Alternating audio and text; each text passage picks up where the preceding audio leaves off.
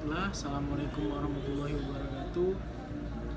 Saya Rizky Noh Pratama, Prodi Perpajakan 2018 dengan NIM channel D018073, ingin menyampaikan hasil tugas saya dengan judul konsep dasar akuntansi perpajakan. Baiklah, langsung saja. Yang pertama, yang A, definisi akuntansi perpajakan. Pengertian dan definisi akuntansi perpajakan dirumuskan sebagai bagian dari akuntansi yang menekan kepada penyusunan surat pemberitahuan pajak dan pertimbangan konsekuensi perpajakan terhadap transaksi atau kegiatan perusahaan dalam rangka pemenuhan kewajiban perpajakan. Persyaratan teoritis dalam metode akuntansi. Kepentingan akuntansi pemakaian terbagi menjadi 5. Metode akuntansi haruslah sesuai pembukuan atau akuntansi pada umumnya. Metode akuntansi seharusnya mencerminkan penghasilan perusahaan yang bersangkutan untuk memenuhi kebutuhan 1 dan 2. Hendaknya wajib pajak menggunakan salah satu metode akuntansi sebagai berikut: stesel kas, stesel akrual, kombinasi antara stesel dan akrual kas sesuai ketentuan perundang-undangan. Yang B, self assessment system. Sistem pemungutan pajak yang dianut di Indonesia adalah sistem self assessment. Adapun pengertian self assessment menurut Waluyo dan Wirawan dalam bukunya adalah sebagai berikut: self assessment adalah pemungutan pajak yang memberikan wewenang kepada kepercayaan tanggung jawab kepada wajib pajak untuk memperhitungkan pembayaran dan melaporkan sendiri besar pajak yang harus dibayar. Sedangkan self assessment system menurut Siti Resmi dalam buku perpajakan adalah sebagai berikut: self assessment system adalah sistem pemungutan pajak yang memberikan wewenang wajib pajak untuk menentukan sendiri jumlah pajak terhitung setiap tahunnya sesuai dengan undang-undang perpajakan yang berlaku.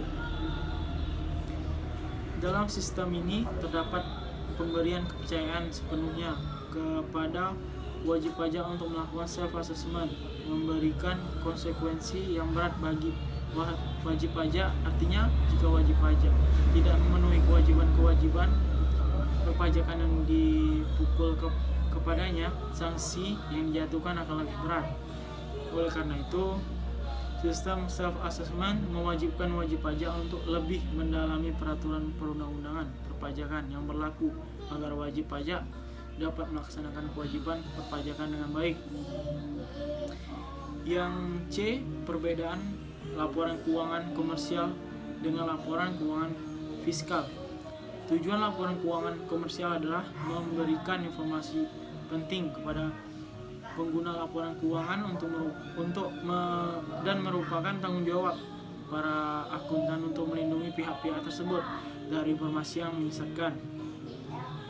Dan pada laporan keuangan komersial biasanya menganut prinsip konservatif, sehingga kemungkinan kesalahannya lebih cenderung kepada understatement pelaporan penghasilan atas aset. Sedangkan pada laporan keuangan fiskal, hal tersebut tidak dapat dipakai sebagai dasar untuk menetapkan besarnya pajak terutang. Prinsip harga perolehan.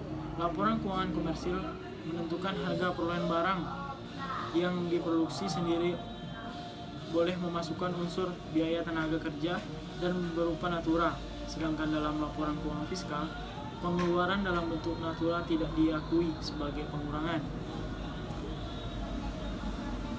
Yang D, pengakuan pendapatan dan biaya.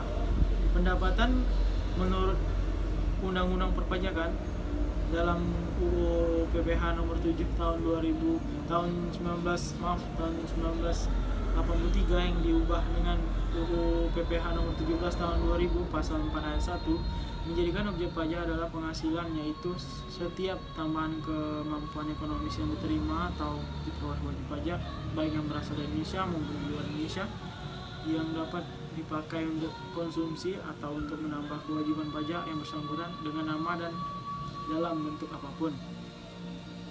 Kesimpulan, akuntansi perpajakan dirumuskan sebagai bagian dari akuntansi yang menekan kepada penyusunan surat pemberitahuan pajak atau tax return dan pertimbangan konsekuensi perpajakan terhadap transaksi atau kegiatan perusahaan dalam rangka pemenuhan kewajiban perpajakan.